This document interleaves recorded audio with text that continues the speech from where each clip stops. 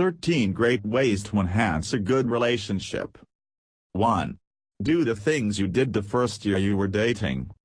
As the months and years roll on, we tend to slink into our proverbial sweatpants and get lazy in our relationship. We lose our patience, gentleness, thoughtfulness, understanding and the general effort we once made toward our mate. Think back to the first year of your relationship and write down all the things you used to do for your partner. Now start doing them again. 2. Ask for what you want. Over time, we assume that our partner knows us so well that we don't need to ask for what we want. What happens when we make this assumption? Expectations are set and just as quickly, they get deflated. Those unmet expectations can leave us questioning the viability of our partnership and connection. Keep in mind that asking for what you want extends to everything from emotional to sexual wants. 3. Become an expert on your partner. Think about who your mate really is and what excites him or her, both physically and emotionally. We can become consumed by what we think he or she wants, as opposed to tuning into what truly resonates with the other person. Remember that if it's important to your partner, it doesn't have to make sense to you. You just have to do it. 4. Don't ask how was your day. At the end of a long day, we tend to mentally check out of our lives and consequently, our relationship.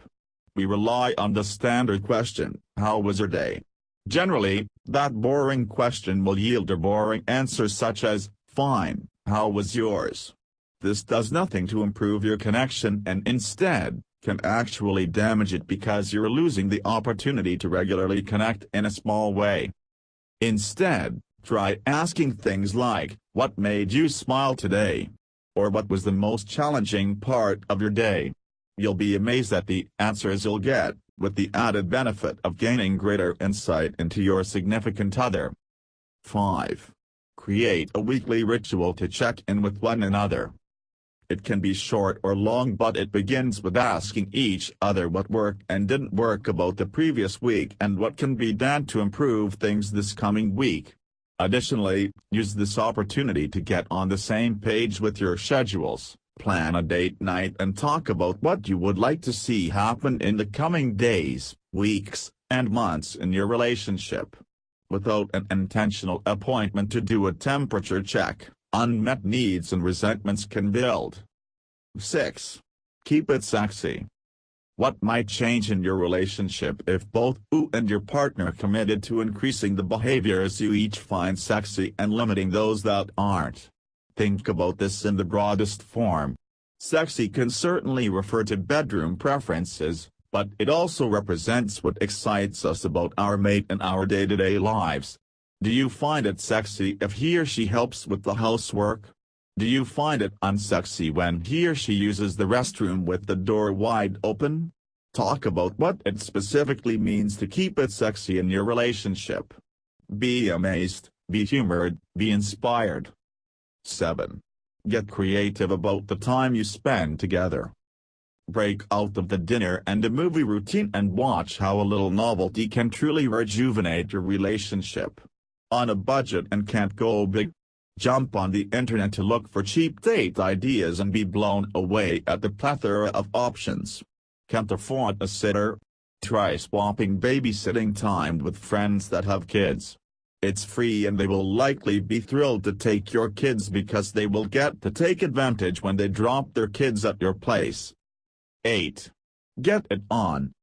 Unless you have committed to an asexual partnership, sex, sexual contact and touching, kissing, holding hands, cuddling etc., are vital components of a romantic relationship. The frequency is of course, up to you and it's imperative that you discuss your ideas about it in order to prevent resentment.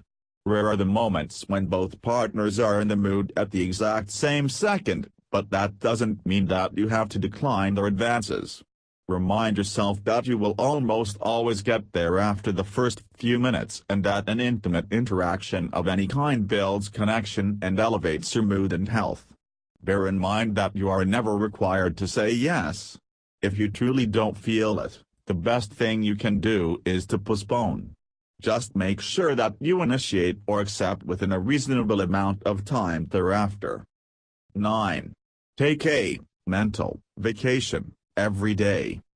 Life and work distractions can become paramount in our minds, and that leaves little time or energy for our partner. Practice the art of wearing the relationship hat. This means that, barring any emergencies or deadlines, we are fully present when we're with our mate. We truly hear what they are saying. Instead of pretending to listen, we leave our distractions behind and we don't pick them up again until the sun comes up and we walk out the door. Here are some tips to improve communication. Sadly, we aren't born with the innate ability to effectively communicate, but it doesn't mean that we can't learn. Use the following techniques to better navigate and limit the tension in your relationship. 10. Take fight breaks when you need them. Before you've hit the point of no return and as you see the stress beginning to escalate, one or both of you can call a break so that cooler heads can prevail. The crux of this tool lies in the fact that you must pick a specific time to revisit the conversation, that is 10 minutes from now, 2 p.m. on Tuesday, etc., so that closure can be achieved. 11. Dig deep to unearth your true feelings. In most disagreements, we communicate from the top layer, which are the obvious emotions such as anger, annoyance, and the like. Leading from this place can create confusion, defensiveness, and ultimately distract from the real issue. Start communicating from the bottom layer, that is what feelings are really driving your reactions such as disappointment, rejection, loneliness, disrespect, etc. This type of expression creates an instant sense of empathy because it requires honesty and vulnerability to share from this space. Tension will dissipate and from here, solutions can spring.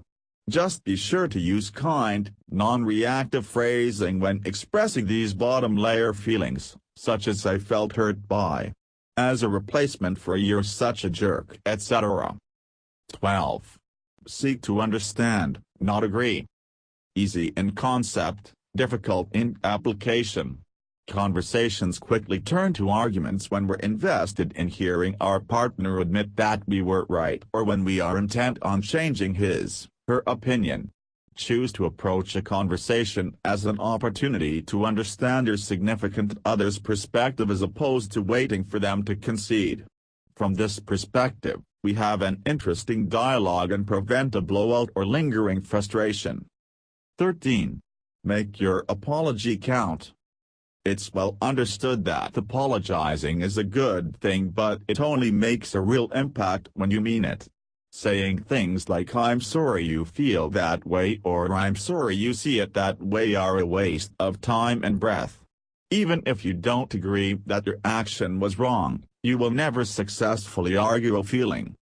Accept that your mate feels hurt, and from this place, a real apology can have a significant impact. When you love your partner and hurt them, intentionally or not, you can always legitimately apologize for the pain you caused regardless of your perspective on what you did or didn't do.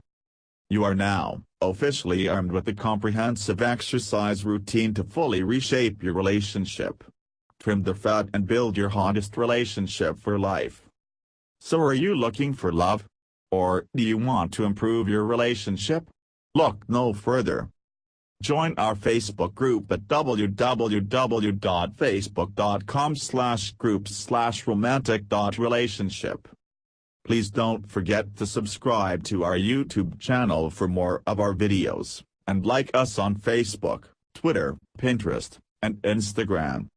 Also visit our website at www.romanticrelationship.com.